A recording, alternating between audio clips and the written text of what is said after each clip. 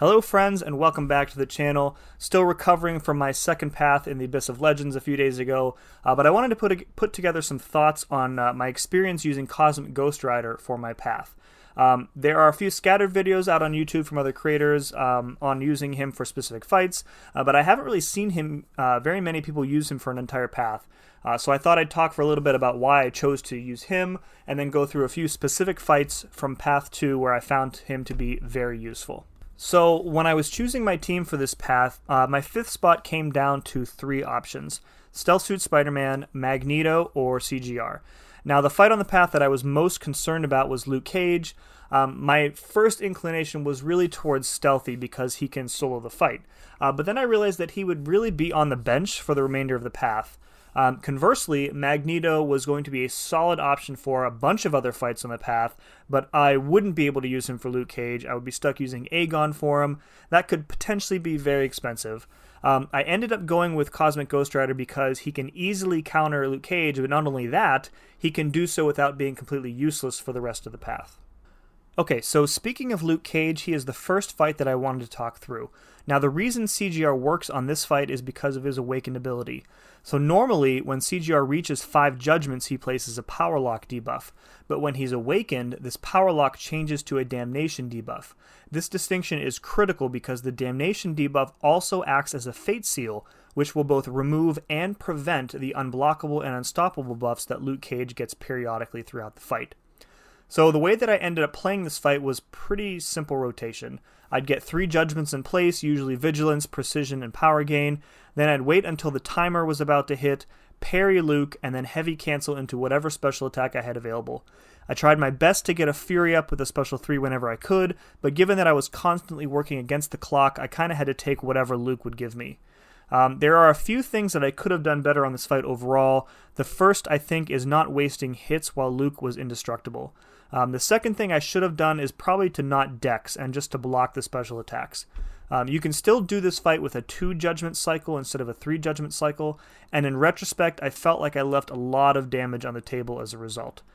Even so, the fight took me 7 revives, which is over 700k damage per go, and I was pretty happy with that number given that it was my first overall attempt at this fight.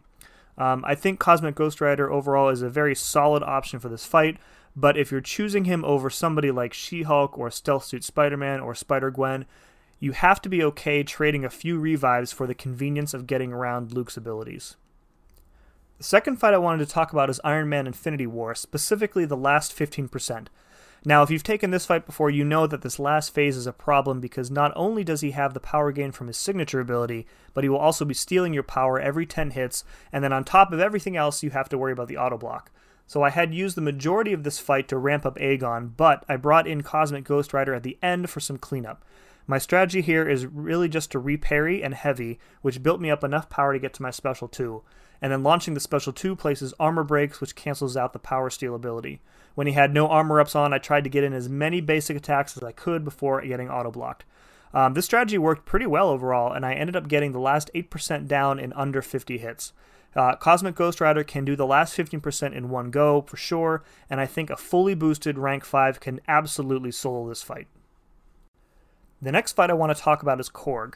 So I already had a good counter on my team for this fight with Doom, but it was nice to have a backup option as well.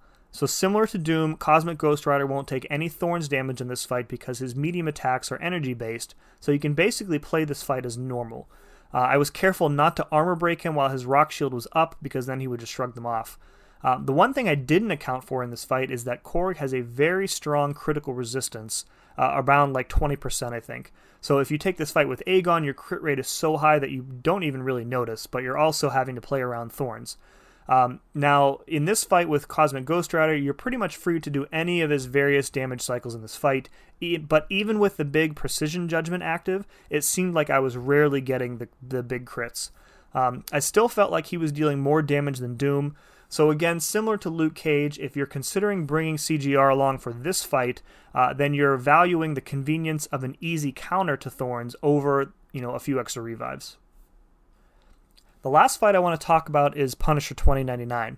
So CGR places a permanent armor break on Punisher since he's a villain, and he has the buffs necessary to get around the Abyssal ability here, but where CGR really shines in this fight is his strong block proficiency. The ability to block numerous specials in this fight really helps with your survivability. You can do any of CGR's big damage rotations here, and the extra armor break really helps. I could have played way better than I did, and that cost me some revives, but that's more a reflection of me than of CGR's ability to take this fight. So overall, I think that I made a really good choice for myself bringing Cosmic Ghost Rider onto Path 2.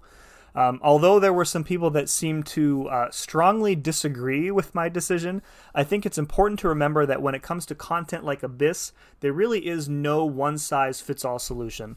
You need to pick a team who works best for you as a player with your skills, with what you are confident with, and not necessarily go with who the popular choices are. The last thing I want to cover today is a look ahead at my remaining paths, and just to kind of see whether or not I think CGR will be making another appearance on my team. So I'm already looking ahead to Path 3, and the trouble fights there are Luke Cage again, Red Skull, and Korg.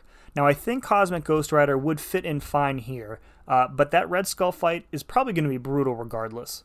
Now Paths 4 and 5 are where things get a bit more complicated. CGR would be great for Luke and Korg again on Path 4, and there are 2 Killmongers on Path 4, which I think he would dominate, but I have to fight mcoc on both paths, 4 and 5. So that might be a decision where I think Corvus would be a better choice for me. So we'll have to see how it goes. But in the meantime, if you're considering Cosmic Ghost Rider for a path in the Abyss, I hope this has helped a little bit. And as always, thank you very much for watching, and we'll see you again next time.